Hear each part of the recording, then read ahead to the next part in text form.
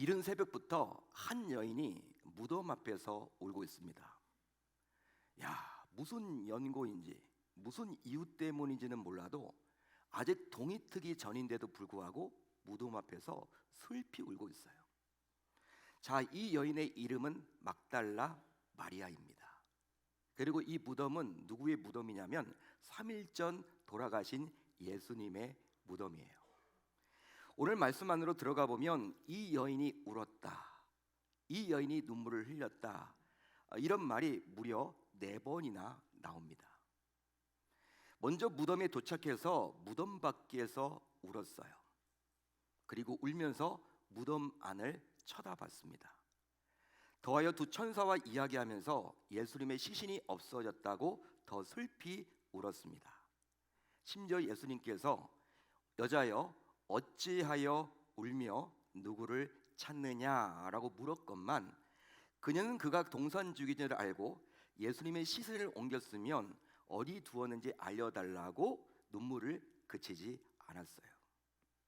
사도 요한은 그녀가 울었다라는 것을 여러분 강조하고 있습니다. 4번씩이나 울었다라는 것을 지금 강조를 해주고 있죠. 물론 우리는 이 여인이 울고 있는 모습을 어느 정도는 이해할 수 있을 것 같아요. 자, 그렇다면 어디까지 이해할 수 있을까요? 예수님의 죽음을 안타까워하며 무덤까지 올라오는 내내 울었다라는 것은 다소 이해할 수 있겠죠. 더하여 무덤 안을 들여다보았는데 예수님의 시신이 보이지 않자 순간 너무 당황한 나머지 눈물을 그치지 않았다라는 것 충분히 이해가 가능합니다. 하지만 예수님께서 이 여인에게 나타나서 어찌하여 울며 누구를 찾느냐라고 직접 물었건만 그녀는 예수님인 줄 전혀 알지 못하고 울었는데요. 그러나 이것은 정말 이해할 수 없는 노릇입니다. 이해할 수가 없는 거예요. 여러분, 너무 이른 시간이라서 그녀가 아직 제정신이 안 돌아온 것일까요? 아직 잠결일까요? 예수님의 죽음을 향한 안타까운 심정은 이해할 수 있지만 그렇다고 해서 직접 찾아오셔서 말씀까지 하시는 예수님을 알아보지 못했다라는 그녀를 우리는 과연 어떻게 받아들여야 할까요? 더군다나 그녀는 막달라 마리아입니다. 막달라 마리아. 막달라 마리아는 어떤 사람이었습니까? 본래 7 귀신 들린 자였어요. 성경을 보게 되면 7 귀신이 들렸다. 여러분, 7이라는 숫자는 완전수입니다. 성경에서. 그러니까 7 귀신 들렸다라는 것은요, 온통 귀신으로 가득 찼다. 예? 여러분, 귀신의 대명사들이 그 안에 바글바글 거렸다. 여러분, 귀신의 힘에 의해서 살아갔던 인생이었어요. 7 귀신, 한두 귀신 정도가 아닙니다. 여러분, 보통의 여자가 아니었어요. 매일매일 여러분 그 귀신에 의해서 자지우지 당했던 인생이 바로 그녀의 인생이었단 말이에요. 그러니까 불행한 인생이었죠. 그런 그녀를 누가 고쳐주셨어요? 예수님께서 친히 고쳐주셨습니다. 기적을 체험한 거예요. 예수님의 이적을 직접 자신 눈으로 봤습니다. 여러분, 그 다음부터 그는 예수를 따라다닙니다. 심지어 예수님이 십자가에 달려 죽으셨을 때에도 그녀는 그 현장에 있었어요. 베드로를 비롯해서 많은 제자들조차도 다 도망갔지만 그녀만큼은 예수님을 지극히 사랑했고 예수님의 말씀에 순종해서 살려고 몸부림쳤기 때문에 그 십자가 그 현장에도 지켜보고 있었다라는 거예요. 자, 그러니 다른 사람은 몰라도 그녀가 예수님을 눈앞에서 보고도 몰랐다라는 것은 정말 이해할 수 없는 거죠. 더군다나 예수님의 음성을 듣고도 전혀 예수님이라는 사실을 알아차리지 못했기 때문에 우리는 납득이 잘 안 돼요. 여러분, 당시 예수님의 입장에서도 얼마나 섭섭하셨을까요? 한번 생각을 해보세요. 야, 막달라 마리아, 감히 내가 나를 몰라? 내가 너한테 지금 나타나서 보여줬는데도 나를 알아보지 못해? 너 막달라 마리아잖아. 내가 너 고쳐줬잖아. 내가 너에게 말한 적이 한두 번이 아닌데 내가 너와 함께 동고동락하면서 내가 십자가에 달릴 때까지도 나를 사랑한다라고, 나를 떠나지 않겠다라고 그렇게 울었던 너 아니니?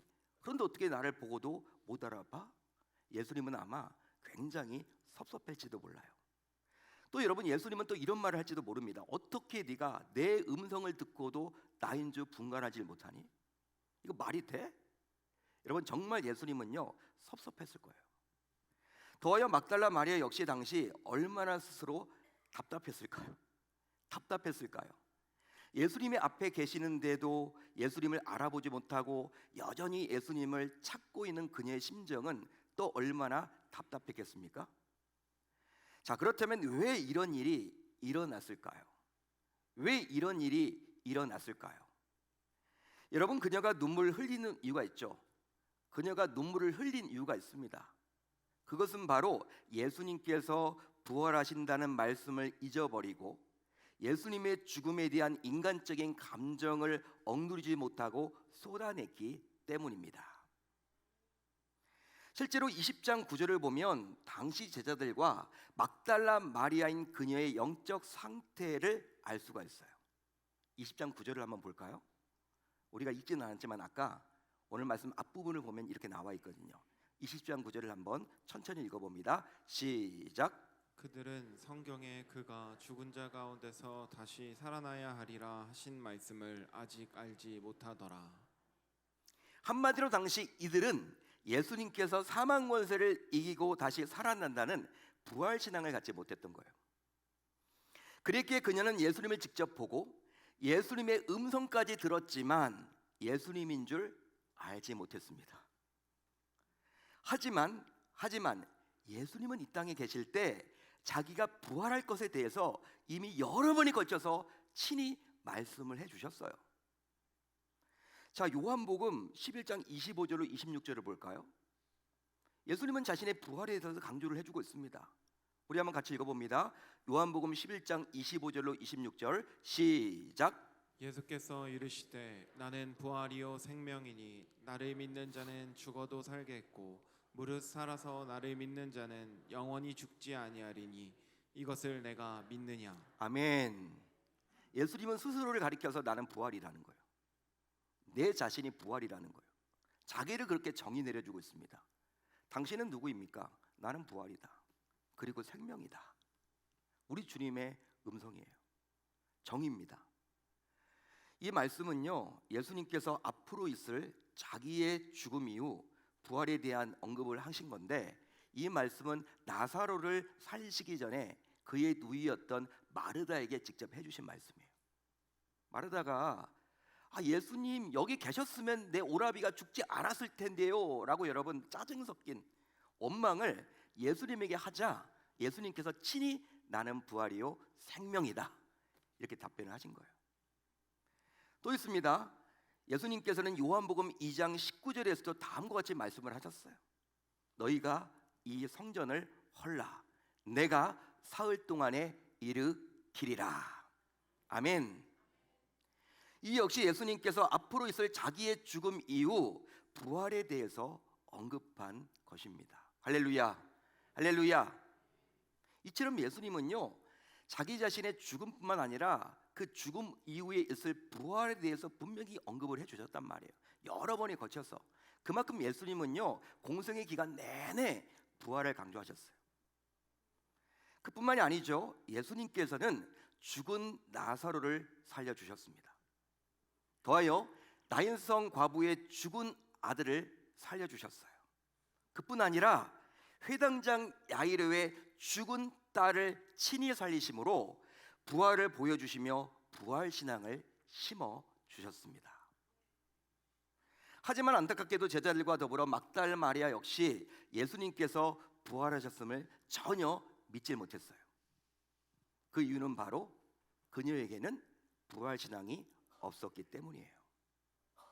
자, 그래서 이제 부활신앙이 없었던 막달라 마리아는 영적인 소경이었고 영적인 귀머거리였습니다. 그래서 거대한 돌이 막고 있던 무덤에서 돌이 옮겨져서 무덤이 열린 것을 보았음에도 불구하고 예수의 부활을 깨닫지 못하는 영적 소경이었죠. 또 예수님의 부활을 알리는 두 천사를 보았음에도 불구하고 예수의 부활을 전혀 믿지 못하는 영적인 소경이었습니다.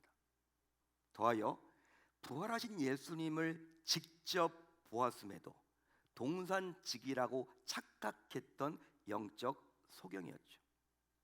이미 부활하신 예수님 계시는데 그걸 봤는데도 봤는데도 불구하고 예수님인지를 인식하지 못하는 거예요. 영적인 눈이 멀어 있는 겁니다. 그뿐만이 아니죠. 예수님께서는 어찌하여 울며 누구를 찾느냐라고 직접 그녀에게 다가가서 음성을 들려주셨는데도 불구하고 전혀 그녀는 예수님인 줄 그 음성 듣고도 분간하지 못했어요. 따라서 이것을 통해서 무엇을 알 수 있느냐? 그녀는 영적인 귀머거리였습니다. 아니, 예수님의 음성까지도 들었는데 예수님인 줄 알지 못해요. 자, 그러다 보니 영적으로 볼 수도 없었고 영적으로 들을 수도 없었던 그녀는 계속해서 울 수밖에 없었던 것이죠. 계속해서 눈물을 흘릴 수밖에 없었던 거죠. 예수님께서 부활하셨다라는 영성을 가지고 있지 못하다 보니 예수님이 죽었고 심지어 죽은 예수님의 시신이 도둑 맞았다라는 지극히 인간적인 생각에 의해서 눈물을 흘렸던 거예요. 야, 큰일 났다. 예수님 돌아가신 것만 해도 너무나 슬픈데 시신이 지금 어디가 있는 거야? 누가 훔쳐간 거야? 이것 때문에 지금 눈물을 흘린 거예요. 하지만 부활하신 예수님께서는 부활 신앙이 없던 그녀의 눈과 귀를 열어주셨습니다. 그녀의 눈과 귀를 열어주셨습니다. 그래서 이제 예수님께서는 그녀의 눈물을 닦아주시려고 마리아야, 마리아야라고 친히 그녀의 이름을 불러주세요.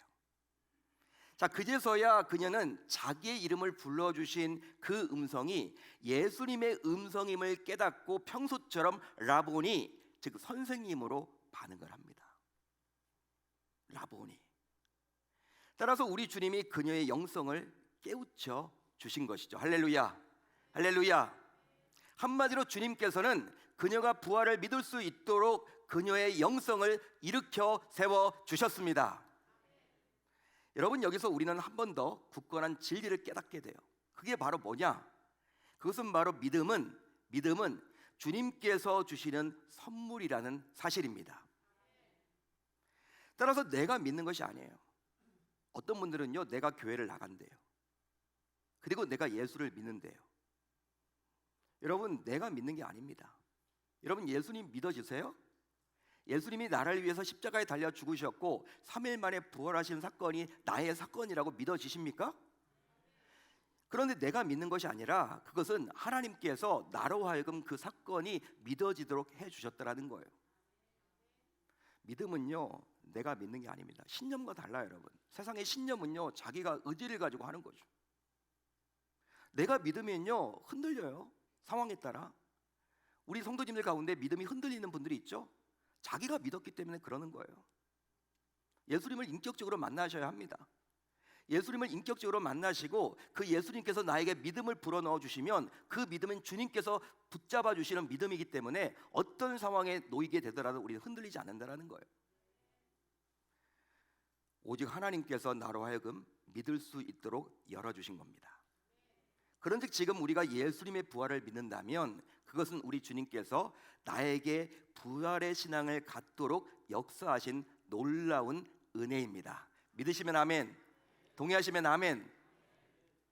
이제 부활하신 예수님께서는 그녀에게 부활의 증인이 되라고 신신당부를 하셨어요. 무엇이 되라고요? 부활의 증인이 되라고 신신당부를 하십니다. 자, 오늘 말씀 17절을 볼까요? 우리 한번 같이 읽어봅니다. 17절 시작.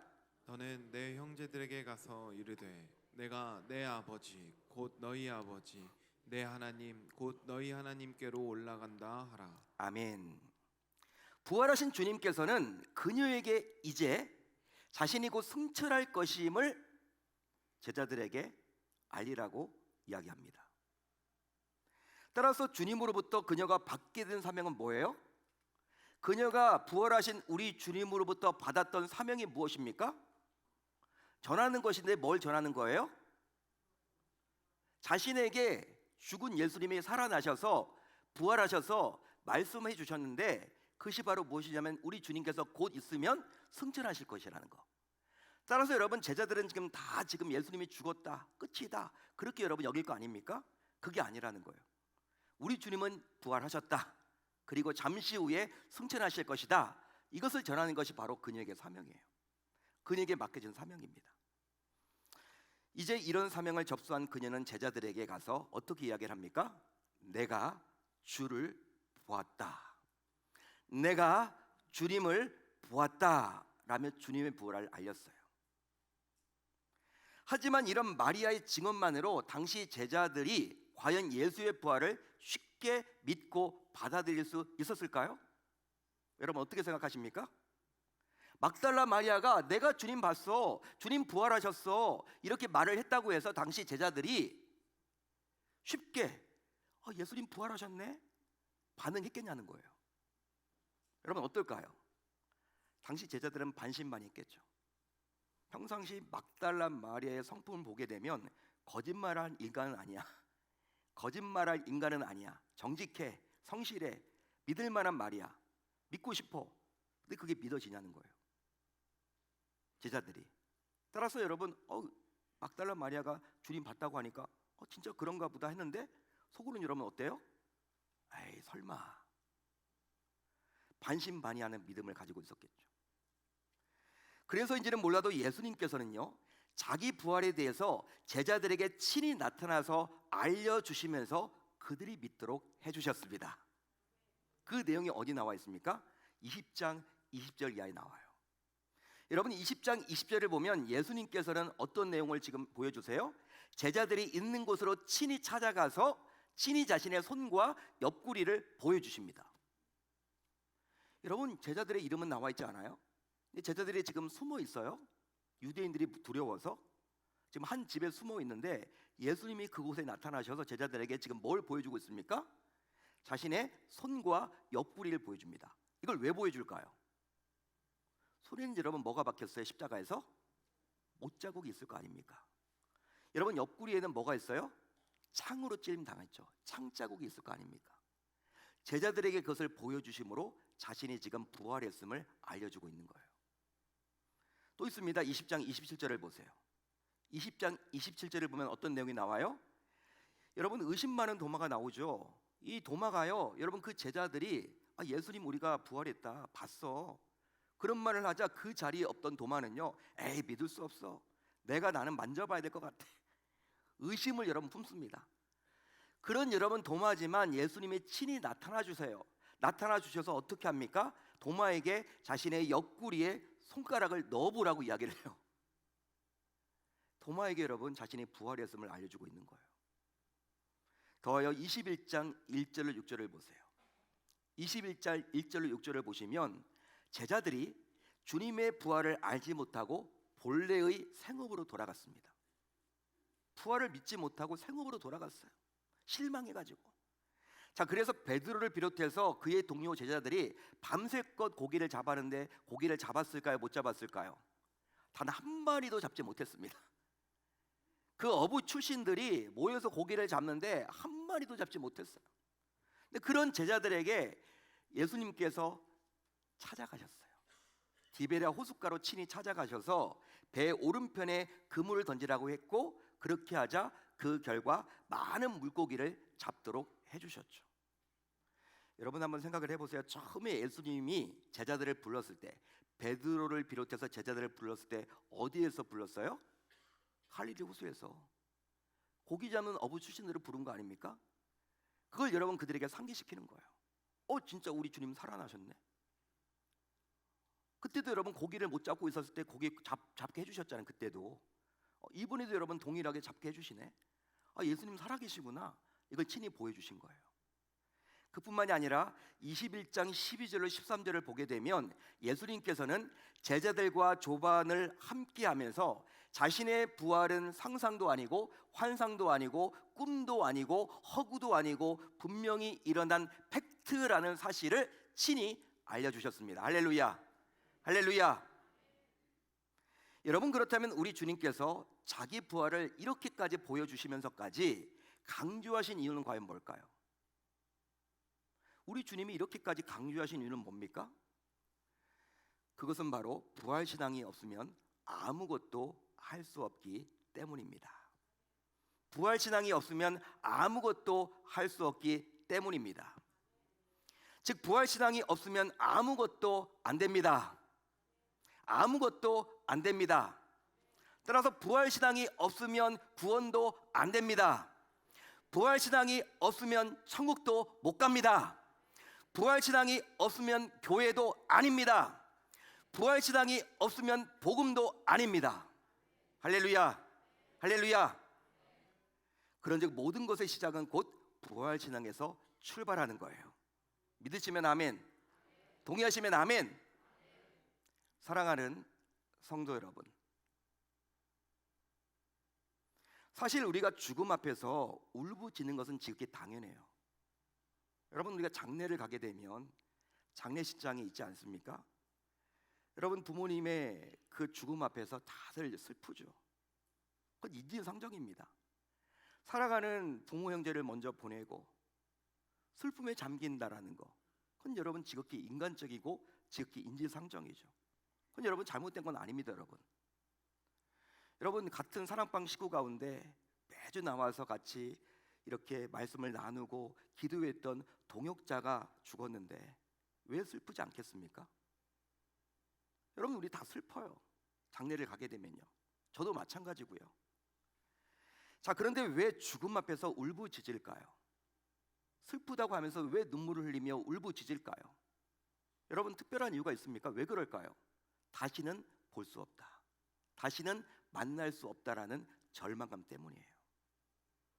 아, 엄마를 다시는 볼 수 없구나, 아버지를 다시는 볼 수 없구나, 자녀를 먼저 떠나보냈다면 사랑하는 아들을 먼저 볼 수 없구나, 이제 사진으로밖에 뵐 수 없구나, 내가 만져볼 수도 없구나. 이것 때문에 오는 절망감입니다. 그러니 어찌 슬퍼하지 않을 수 있단 말입니까? 그런데 여러분들은 죽음에도 세 종류가 있음을 알고 계십니까? 죽음에도 세 종류가 있음을 알고 계세요? 세 가지 죽음이 있습니다. 잘 들어보세요. 우선 육신의 죽음입니다. 육의 죽음인데, 보통 우리가 일반적으로 말하는 누구누구 소천하셨다, 누구누구 죽으셨다, 여러분 부고증 받을 때 우리가 딱 느끼는 그 감정, 우리가 일반적으로 알고 있는 죽음을 말하는 거예요. 또 여러분, 영혼의 죽음이 있습니다. 영혼의 죽음. 영혼의 죽음은 무엇입니까? 이것은 불신 상태에서 죽는 거예요. 예수님 알지 못하는 상태에서 죽는 겁니다. 따라서 영혼이 거듭나지 못한 상태에서 맞는 죽음을 가리켜서 보통 영혼의 죽음이라고 이야기를 해요. 더하여 영원한 죽음이 있습니다. 영원한 죽음이 있어요. 이것은 지옥에 던져지는 것을 말하는 거죠.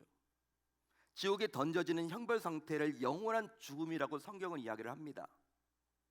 그런데 여기서 짚고 넘어가야 될 것이 있는데, 그것은 바로 무엇이냐면, 우리가 죽음 앞에서 슬퍼하는 것은 대부분 육신의 죽음이라는 거예요. 육신의 죽음 때문이라는 거예요. 쉽게 말하면 영혼의 죽음이나 영원한 죽음 때문에 슬퍼하는 자들은 거의 찾아볼 수가 없죠. 여러분, 그런 자들은 거의 찾아볼 수가 없어요. 실제로 지옥불에 던져졌다며 울부짖는 자는 찾아볼 수가 없습니다. 믿지 않은 가족이 먼저 가는데도 불구하고 대부분 눈물을 흘리는 것은 더 이상 만날 수 없다, 더 이상 그분을 이렇게 뵐 수 없구나, 그분을 만져볼 수도 없구나, 이런 육신의 죽음 때문에 우리가 슬픈 거지, 대부분은 지옥 가셨는데 어떡할까, 이것 때문에 슬퍼하는 경우는 거의 없다라는 거예요. 하지만 잘 생각을 해보십시오. 잘 생각을 해보십시오. 육신의 죽음보다 더 슬픈 것이 있는데, 그것은 바로 부활신앙을 갖지 못한 채 영원한 죽음을 맞이하는 거예요. 영원한 죽음에 던져지는 것입니다. 그 이유는 바로 인생은 죽음을 피할 수도 없고, 죽음 이후에는 반드시 심판이 있고, 심판의 자리에 서면 그때 가서 후회해봤자 아무 소용이 없기에 지금이 바로 내 인생의 내세를 준비할 타이밍이기 때문입니다. 즉, 부활신앙이 없이 육신의 죽음뿐 아니라 영혼의 죽음과 영원한 죽음까지도 맛보든지, 그게 아니면 부활신앙으로 철저하게 무장해서 비록 육신의 죽음은 겪지만 영혼의 죽음과 영원한 죽음의 심판을 맛보지 않든지 해야 한다는 거예요. 지금 해야 한다는 거예요. 할렐루야, 할렐루야. 지금 준비해야 된다는 거예요. 따라서 영원한 죽음, 즉 지옥의 권세에서 우리가 살 길은 오직 하나 있는데 그것은 바로 무엇이냐? 숨이 붙어있는 지금 이 순간에 예수님의 부활을 믿고 부활신앙으로 철저하게 무장해야 할 줄로 믿습니다. 믿습니다. 그렇습니다. 예수님은 십자가에 달려 죽었지만 이후 친히 부활하사 부활의 있음을 만천하에 공개해 주셨어요. 그러기에 부활신앙이 없는 자는 살아도 죽은 자요, 그 상태에서 죽으면 결과적으로 영원한 죽음을 피할 길이 없는 거죠. 자, 그러면 부활신앙은 과연 무엇일까요? 여러분, 부활신앙은 과연 무엇입니까? 누군가가 여러분들에게 찾아와서 너 부활 주일 맞이해서 교회 다녀왔는데 나에게 부활신앙을 한번 설명해 줘. 어떻게 대답하실래요, 권사님들, 집사님들? 친한 친구인데 예수 안 믿어. 야, 부활절 달걀 먹는 날 아니야? 계란 받는 날 아니야? 너 교회 다녀왔다며, 목사님 말씀 들었을 거 아니야? 부활 신앙이 뭐야? 너는 부활 믿는다며, 나에게 좀 설명을 해줘. 여러분, 어떻게 설명하실래요? 아이, 나는 모르겠고 우리 김 목사님 잘 아니까 한번 와봐, 이렇게 할래요? 어떻게 여러분 하실래요? 부활신앙은 과연 뭘까요? 몇 가지를 말씀을 드릴 수가 있는데요. 우선 예수님의 죽음과 부활이 내 죄를 용서하고 구원하려는 하나님의 지극한 사랑임을 받아들이고 믿는 것입니다. 예수님의 부활은 하나님께서 나에게 주신 사랑의 선물임을 인정하고 받아들일 때 부활신앙을 가졌다고 볼 수 있는 거예요. 할렐루야, 할렐루야. 따라서 이제 다음을 따라함으로 함께 고백해 봤으면 좋겠어요. 이 시간 따라해 주세요. 저를 따라해 주십시오. 이제 예수님의 죽음과 부활이 이제 예수님의 죽음과 부활이 내 죄를 용서하고 구원하려는 내 죄를 용서하고 구원하려는 하나님의 사랑임을 믿습니다. 하나님의 사랑임을 믿습니다. 아멘. 아멘. 또 나도 예수님처럼 부활해서 결국 천국에서 영생함을 믿는 것입니다. 이게 부활신앙의 정의예요. 천국에 대한 소망으로 죽음의 두려움에서 해방된 자가 곧 부활신앙으로 무장된 자입니다. 부활신앙을 가진 자는요, 죽음이 두렵지 않습니다. 죽음이 두렵지 않아요. 죽음이 두렵지 않습니다. 왜? 천국을 소망하기 때문에. 그러기에 이번에도 다음을 따라함으로 함께 고백을 해보자고요. 여러분 따라해 주십시오. 고백을 합시다. 이제 나도 예수님처럼 부활해서 결국 천국에서 영생함을 믿습니다. 결국 천국에서 영생함을 믿습니다. 할렐루야, 할렐루야. 더하여 이 땅을 살아가는 동안 부활하신 예수님을 증거하는 삶을 살아가는 것입니다. 아멘. 입을 열어서 부활을 전하는 자가 곧 부활 신앙으로 살아가는 자예요. 할렐루야, 할렐루야. 예수를 믿는다고 하는데 예수님 부활 이야기를 잘 못해. 왜? 자신이 없으니까 그런 거예요. 확신이 없으니까 그런 거예요. 내가 확신을 가지고 내가 자신 있게 믿어진다면요, 상대방이 어떤 이야기를 하든지 간에 그게 창피한 게 아닙니다. 여러분, 내가 믿어지는 거니까, 내가 확신을 가지니까. 근데 여러분, 예수님 믿는다고 하지만 이 부활까지 갖지 못하다 보니까, 이 부활 신앙을 갖지 못하다 보니까 예수님 십자가에 달려 죽으셨어, 예수님 믿어야 돼, 교회 나와야 돼, 여러분 이것밖에 전하지 못해요. 나는 과연 여러분 주변 사람들에게 예수님 오늘 부활하셨어, 오늘 부활 주일이야, 이렇게 당당하게 말을 할 수 있는지 점검하시길 바랍니다. 점검 결과 나는 전할 수 있다, 부활신앙이 있는 거예요. 내가 입을 열어서 전하기가 좀 부끄럽다, 좀 깨름직하다, 아직 확신이 없는 거예요. 따라서 이번에도 다음을 따라함으로 함께 고백을 해보자고요. 고백 가운데 우리 주님께서 은혜 주셔서 부활신앙 전부 믿어질 수 있기를 바랍니다. 한번 따라합니다. 이제 이 땅을 살아가는 동안